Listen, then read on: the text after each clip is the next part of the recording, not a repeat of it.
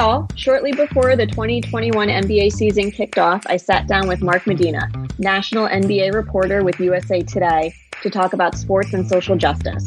Our conversation went global, literally, from players' local initiatives to national conversations related to President Trump's divisive rhetoric to human rights issues in China, all before delving into a conversation regarding whether or not the NBA's model of addressing social justice is transferable to other sports leagues. Having spent over 10 years covering basketball, from blogging about the Lakers with the Los Angeles Times to covering the Lakers beat with the Los Angeles Daily News and the Warriors beat with the Bay Area News Group, all before joining USA Today, Mark offered some amazing insight into the league and perspectives on how to understand the complexities of sports and social justice. A fascinating and informative conversation. I'm excited to share it with you. Enjoy. So you mentioned the bubble, and for anyone who's been living in a bubble in 2020, because of COVID, all the players had to play in Orlando in a very controlled environment. So many unique things happened this year. Obviously, COVID, the George Floyd shooting, although unfortunately not unique, seemed to really be a trigger to get more people engaged in the conversation about Black Lives Matter and violence against the Black community. And then having this one venue where everyone is. Do you think we would have seen, if COVID didn't happen, we didn't have the bubble, do you think we would have seen that same response? Or was having the bubble sort of unique, gave a unique opportunity for players to kneel, wear the shooting shirts, where that might not be the case in any other non-pandemic year? Yeah, it's a great question. And admittedly, as a white person, I don't have full authority on speaking on that. But I know just talking to people in the NBA and just following what's going on in the news, I think that what happened with the bubble, it was because of the perfect storm of the pandemic. Everyone's being frustrated with what that's entailed, with people losing their lives, people losing their jobs, people being stuck at home.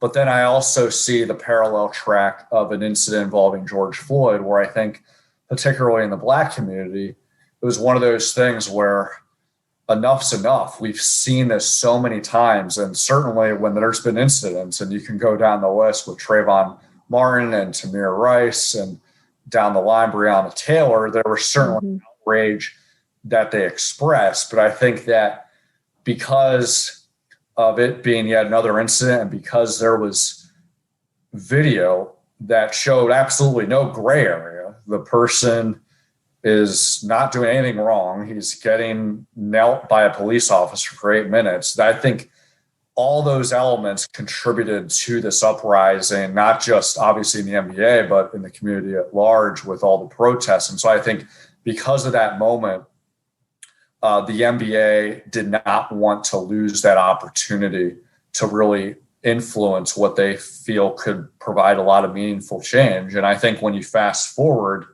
and now look back on it, they were able to seize that opportunity, because not only did they use the platform with the symbolic gestures to raise more awareness and to speak out on these issues on a daily basis, but when another incident with the Jacob Blake shooting happened, they use that moment to talk to the league owners and the league office about what else can we do to enact further change. Because at that point, I think they're realizing, look, we can speak out all we want. People know about the issues, but what do we do about changing it? And it's a long ordeal, but that conversation then spawned all NBA teams to say, you know what, we are going to open our venues and practice facilities to use as voting sites. And 23 out of 30 NBA teams followed through.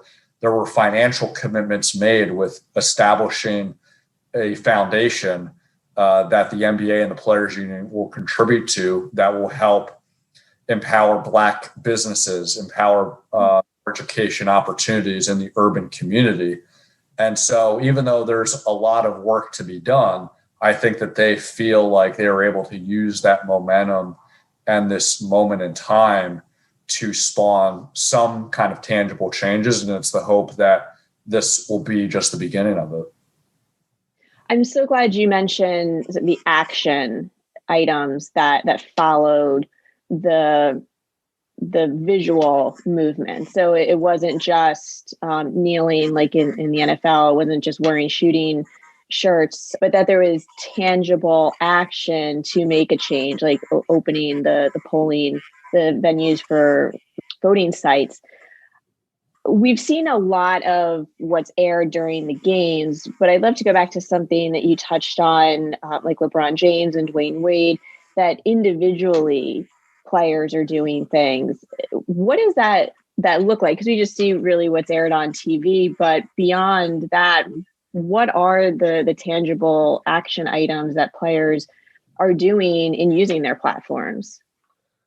Yeah, I think a majority of NBA star players have foundations, and that's used for money to, give back to their respective communities. I think the most notable example is what LeBron James has done, even well before, this past year, where he opened what's called an I Promise school in Akron, Ohio. Mm.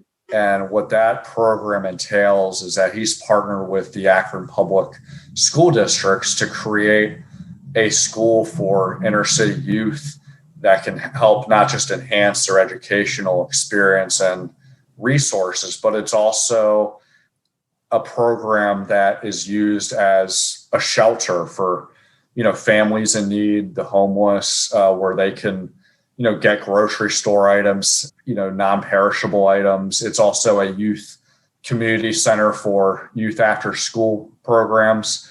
And so I think those are the most tangible things. And so I think, in fairness to the NBA and to the players, they were doing these things even before the times that we're in. But I think what they're also aware of is that they could use their voice even more, and that they could use their influence to put pressure on the respective teams that they play for to show more commitment. And Mark, I'd like to go back to something that you mentioned. We were talking about what makes the NBA kind of unique among its peers, the NFL, the MLB, and such, was the international component. And I know right now the social protest within sports is largely around Black Lives Matter and police brutality against the Black community, but it's not the only topic that has come up recently, or the only issue that NBA players, since that's specifically in your purview, have protested against. So I have a twofold question. One, if you can maybe talk about other issues that notable players have protested. And then also, most recently, the protests and comments by coaches and players against China and their human rights issues and their beginning of suppressing democracy in Hong Kong, which was what happened when these comments came out. And what that looks like, how I know it's sort of apples and oranges, right? Black Lives Matter is massive. The China commentary was pretty short-lived, but how that compares, if there are a lot of similarities, why the issues with China did not get very much coverage, or maybe wasn't quite as embraced as a whole by the NBA. Those are two very large questions. We can dissect them one by one. Maybe we can talk about some of those other social justice issues outside of the Black Lives Matter movement. Yeah, I think with the China situation, there's so many layers to it, and the NBA is certainly not blameless with this, but they also shouldn't be the face of the issue with China. Obviously, what the similarities are, it's a human rights issue, and it's been well documented that the Chinese government is an autocratic regime. I went there during when the Warriors had a preseason trip over there, and in a way, I felt like I was in a bubble over there, because you're with an NBA traveling party and you're staying at American hotels and all that. But you could see elements of how, because of that government, it's a very surveillance-heavy state, right? And I remember being in Tiananmen Square, and the amount of surveillance cameras every few feet was overwhelming. I've never seen anything like it. Yeah, for sure. So I think because of that, there's certainly questions that are valid of to what extent should the NBA have a business relationship in China. I think this most specific example is they've had some camps over there where some of the coaches had mistreated players over there. And I think in that respect, the NBA has proper and full authority to hold the people in China accountable for that. And from my understanding, they're changing that relationship with that. But I think what was unfair from the right was to use this example of the China controversy to expose any sort of hypocrisy with the NBA. I would say that the NBA's initial response when former Rockets GM Daryl Morey tweeted out support for the Hong Kong protesters, it fumbled a little bit, but Adam Silver quickly tried to thread the needle with supporting Daryl Morey's freedom of speech. He didn't listen to the Chinese government or the Chinese Basketball Association pressures of firing Daryl Morey. He said, look, I don't work for the Houston Rockets. They're allowed to hire and fire whoever their employees are. So they supported American values there, but he also expressed remorse for offending, anyone in China that was offended by it. And so I get this fair conversation about it because of the heels of players using their leverage and platform to speak out on social justice issues. There is a business relationship that a lot of players and teams have that they benefit from different endorsement deals, having different camps there, preseason trips. And so I cringed when LeBron James criticized Daryl Morey and said he was misspoken. And when players expressed ignorance of, this is too complex of an issue, I think what players should have done is echo what some teams said, is saying, look, it's one thing to speak about our own issues, but to comment about another country's issues, it's not an issue that I'm fully familiar with. It's not in my backyard. And that's number one. But number two, I think the NBA, in my view, has the right to say this, and they don't want to say it out front because it would just cause more problems than create it. But why is the NBA having to be the face of an American problem? You look at any multinational company in the US, Apple, Microsoft, really any huge corporation, they all have a business deal in China. So for anyone that's tweeting outrage about the NBA's relationship with China, they should look at their phone. It's probably made there. Amazing. Well, Mark, thank you so much for taking your time to talk with me about particularly the NBA, but the social justice movement overall in sports. Where can we find you, follow you during the NBA season?